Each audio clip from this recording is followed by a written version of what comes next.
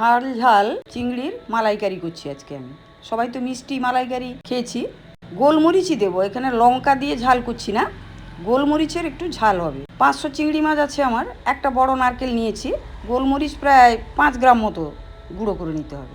নারকেলের দুধটা আমি হালকা গরম জলে বের করে নিলাম, চামচ দিয়ে চেপে চেপে। গোলমরিচটা গুঁড়ো করে নিচ্ছি। গোলমরিচ আমি শেষের দিকেই দেবো। কড়াইতে সর্ষের তেল দিয়ে দেবো এবার।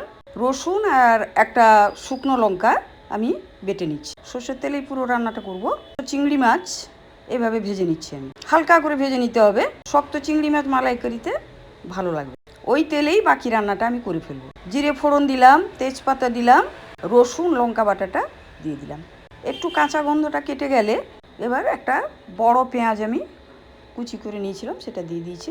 কিছুক্ষণ নাড়বো। পেঁয়াজটা ভাজা ভাজা হয়ে গেলে আদা বাটা, একটা পেঁয়াজ বাটা, পরিমাণ মতো নুন দিলাম। নারকেলের দুধটা আমি এখানে খানিকটা দিয়ে মশলাটা ভাজতে থাকবো। এতে কী হবে, নারকেলের দুধের সঙ্গে মশলার একটা আলাদা মিশ্রণ তৈরি হবে, যেটা খুব টেস্ট ভালোই হয়। চিংড়ি মাছগুলো দিয়ে কিছুক্ষণ নেড়ে নারকেলের দুধটা এবার দিয়ে দেবো। গোটা গরম মশলা আমি শিলে গুঁড়ো করে নিয়ে তারপর দেবো। নারকেলের দুধটা কিন্তু যখন তেল বেরাবে তখন বুঝতে হবে মালাইকারিটা হয়ে গেছে, ততক্ষণ ফুটাতে হবে। গোটা গরম মশলাটা আমি শিলে বেটে নিচ্ছি।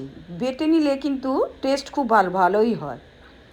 আপনারা এইভাবে রান্না করে দেখুন, আমাকে একটু কমেন্টে জানাবেন।